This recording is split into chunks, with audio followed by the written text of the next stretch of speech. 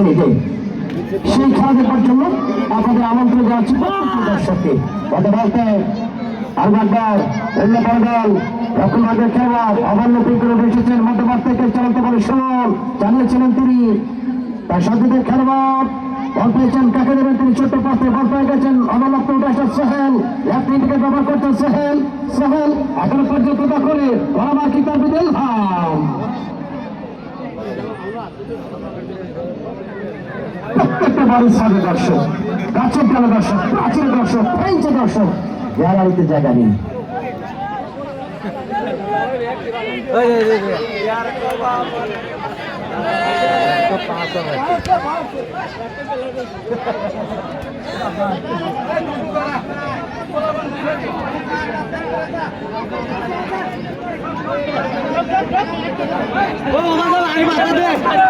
আগে মাথা দে মাথা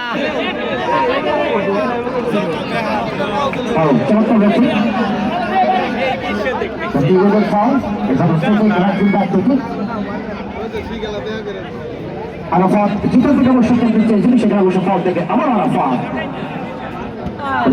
সমান মধ্যমাঠের খেলোয়াড় থেকে যোগান দিচ্ছে 9 নম্বর জার্সি এবং 17 নম্বর জল প্রতিপক্ষের ইলহামের বাধা নেতা থেকে প্রণামূল্য করে দাও সামনে যা প্রত্যয় লম্বা লম্বা ক্লাস আছে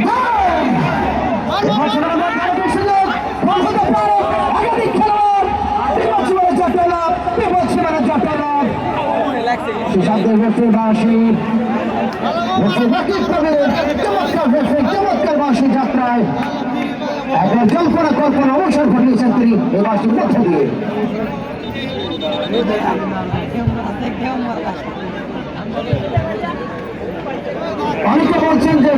অনেকে বলছেন অবশ্যই এখান থেকে এসে আকাশ তিনি বলছেন আসলে মানলেই বলবো অনেকে মনে করছেন যে না একজন বসে আছে একজন দাঁড়িয়ে আছে দাঁড়িয়ে থেকে মানুষটি সামনের 500 টাকা কোমরে একটা লাফি দিয়ে বলতে পারে এভাবে মারলে হবে না এভাবে মারেন না এটা মনে হয় কিন্তু ওখানে গিয়ে খেলেন দেখেন কত কষ্ট একটু দাঁড়িয়ে থেকে আপনার বসে থাকে কোমরে মেরে এটা মারলে মনে করবো না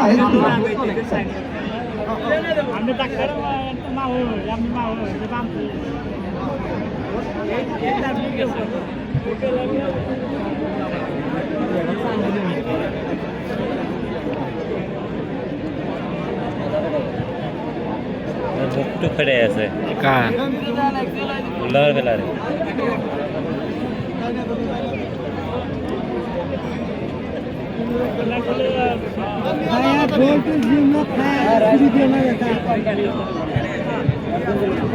ভিডিও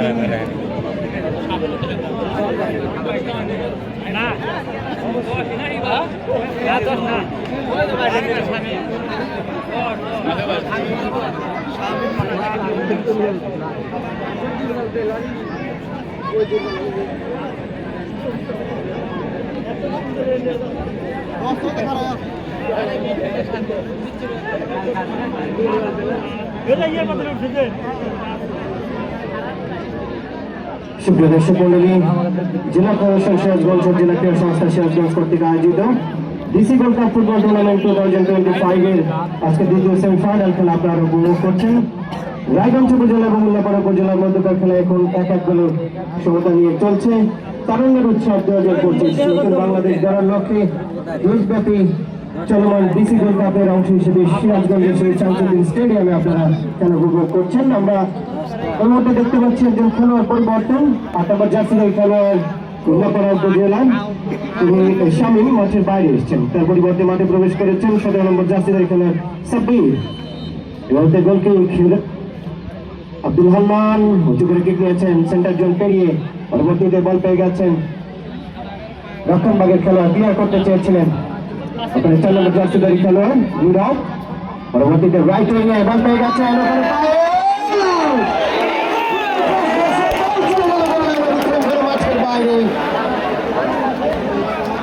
একটি সুযোগ পেয়ে গিয়েছিল রায়গঞ্জ দর্শক মন্ডলী উৎসব 2025 নতুন বাংলাদেশ গড়ার লক্ষ্যে সিরাজগঞ্জ জেলা প্রশাসন ও জেলা ক্রীড়া সংস্থা কর্তৃক আয়োজিত DC gold cup football tournament 2025 এর দ্বিতীয় সেমিফাইনাল খেলা আপনারা উপভোগ করছেন। ইতিমধ্যে এই টুর্নামেন্টের প্রথম দল হিসেবে ফাইনাল নিশ্চিত করেছে সিরাজগঞ্জ পৌরসভা।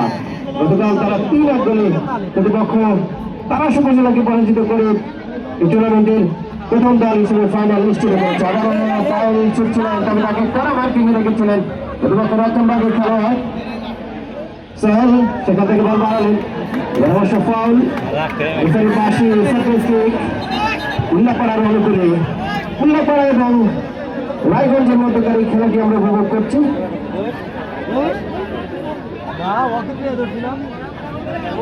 রেফারি সতর্ক করলেন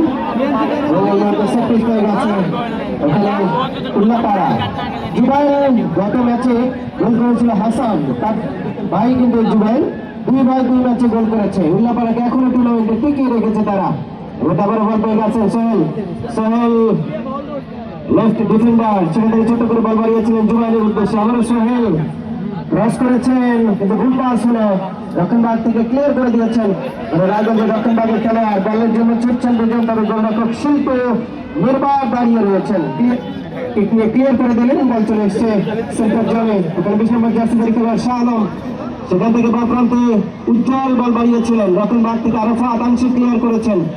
এখনো বল রয়েছে, ওখানে দুজন খেলোয়াড় বলের জন্য ছুটছেন, বল পেয়ে গিয়েছিলেন 21 নম্বর জার্সিধারী খেলোয়াড় রায়গঞ্জের মুন্ডল।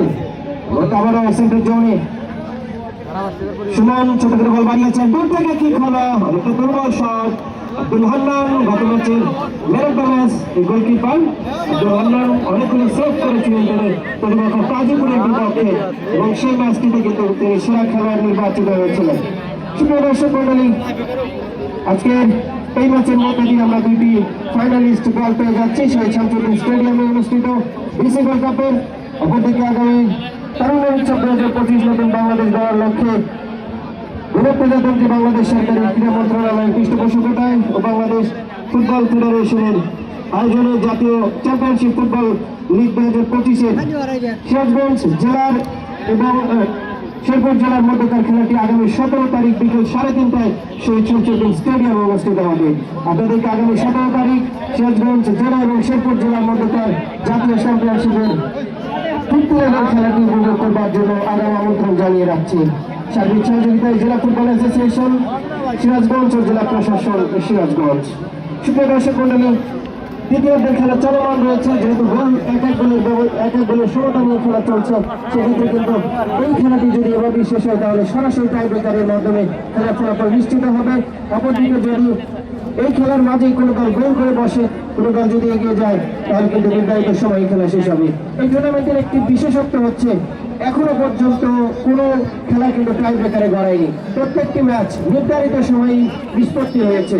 আজকে কি হবে সেটি সবাই বলবে, তবে এই মুহূর্তে কিন্তু এক এক গোলের সমতা একেবারেই সেন্টার জোন থেকে সেপ্টিস করে গেছে উল্লাপাড়া। কি বললেন, অ্যাটাকিং জোনে খেলোয়াড় রয়েছেন, বলিয়ে করে নিয়েছেন, একজনকে কাটিয়ে ঢুকবার চেষ্টা, অবশ্য পিছন দিক থেকে ওখানে আরাফাত ফাউল করলেন জুবাইলকে, সেপ্টিস পেয়ে গেছে উল্লাপাড়া উপজেলা। 7 নম্বর জার্সিধারী খেলোয়াড় জুবাইল আজকের ম্যাচের একমাত্র গোলদাতা উল্লাপাড়ার পক্ষে। গত ম্যাচে তার ভাই হাসান গোল করে ম্যান অফ দ্য ম্যাচ হয়েছিলেন। আজকে কিন্তু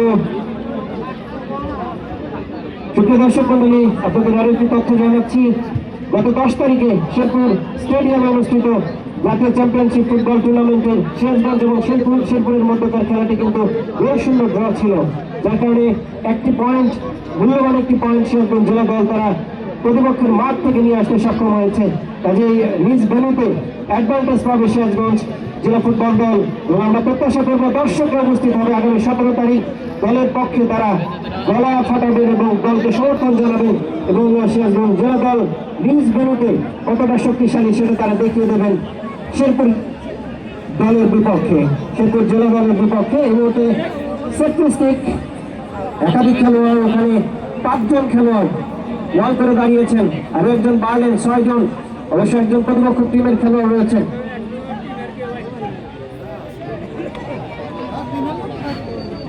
বল পেয়ে গেছেন, ওখানে কিক নিচ্ছেন, কিক কষ্টের উপর দিয়ে বল চলে গেল, গোলের অতিক্রম করে মাঠের বাইরে। গোলকিপার আব্দুল হান্নান দ্বিতীয়ার্ধে খেলাটা কিছুটা স্লো হয়ে গেছে, একজন খেলোয়াড় আঘাত পেয়েছে, তাকে অবশ্য মাঠের বাইরে নিয়ে আসা হয়েছে। আমাদের রেড ক্রিসেন্টের সদস্যরা তারা প্রাথমিক চিকিৎসা তাকে দিচ্ছেন। গোল কিক, গোলরক্ষক বল বসিয়েছেন কিক নেবার জন্য আব্দুল হান্নান, সতীর্থ খেলোয়াড়রা তারা কিন্তু উঠে এসছেন। আমরা আন্তরিক ধন্যবাদ জানাচ্ছি তারুণ্যের উৎসব 2025 নতুন বাংলাদেশ গড়ার লক্ষ্যে যারা সার্বিকভাবে সহযোগিতা করছেন তাদের প্রত্যেককে এবং এই টুর্নামেন্টের বিভিন্নভাবে সহযোগিতাকারী সকলের প্রতি আন্তরিক ধন্যবাদ জানাচ্ছি এবং আগামীতে যে ফাইনাল ম্যাচটি অনুষ্ঠিত হবে আপনাদেরকে সেটি জানিয়ে দেওয়া হবে পরবর্তীতে প্রচারের মাধ্যমে। এবার বল পেয়ে গেছে উল্লাপাড়া, সুমন বাপ্রান্ত দিয়ে ঢুকছেন, এটা কিন্তু ঢুকে পড়েছেন, বাধা দিচ্ছেন এরকম কিছুটা ব্যাক পাস করেছেন জুবাইরের উদ্দেশ্যে, জুবাইর থেকে সোহেল, আবারও বল পেয়ে গেছেন সুমন, এটা কিন্তু বাধা দিচ্ছেন এরকম, পরবর্তীতে সেটিতে খেলোয়াড় বলকে পাঠিয়ে দিলেন গোল লাইনের বাইরে, কর্নার কিক রতুল্লা করার অনুকূলে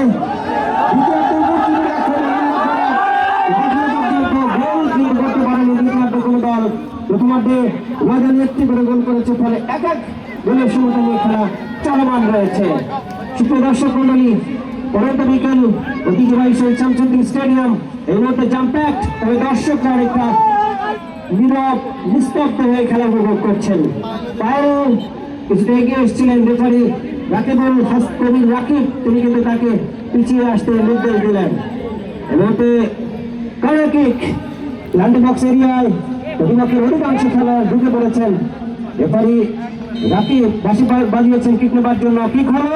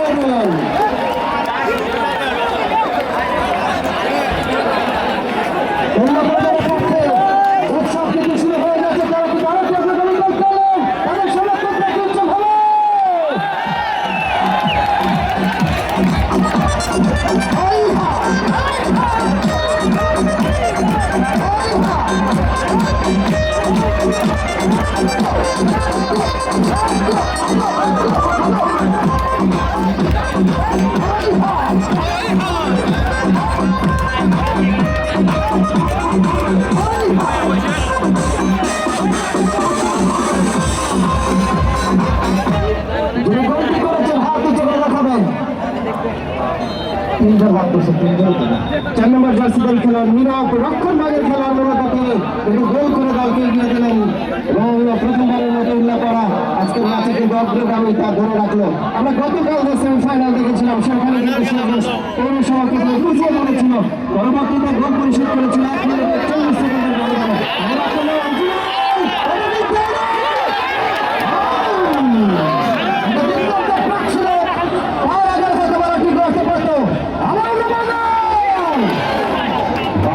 বাবা